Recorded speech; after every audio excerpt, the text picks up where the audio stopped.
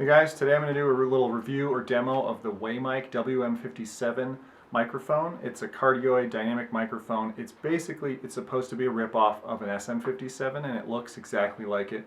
I think it's set up just like it. Just from looking at the literature here, it's called a professional dynamic microphone. Some choice quotes from the operating instructions are: if the microphone head is covered by the hand or the microphone is approached to the speaker, comma, a space, space, space, space, howling sound may be generated, space, comma, this phenomenon of howling is caused by the microphone pickup of the sound output from the speaker. To prevent this, space, comma, first, decrease the volume, space, comma, then plow the microphone so that it is not pointed to the speaker, and that there is a sufficient distance between the microphone and speaker. The microphone is a sensitive equipment, comma, do not drop, comma, hit or apply shock to it, space, semicolon. Do not store the microphone in a place with high temperature or humidity. So the frequency response on this thing is supposed to basically drop off after about 100 hertz and it peaks around 3K. And so, I think it's a typical microphone. I'm going to pop it onto my snare drum, because that's what I got it for, is a snare mic. See how it sounds. Maybe do it in a full mix. A full mix with the other 3 microphones that I've typically been using, which was 2 sort of overheads and a kick.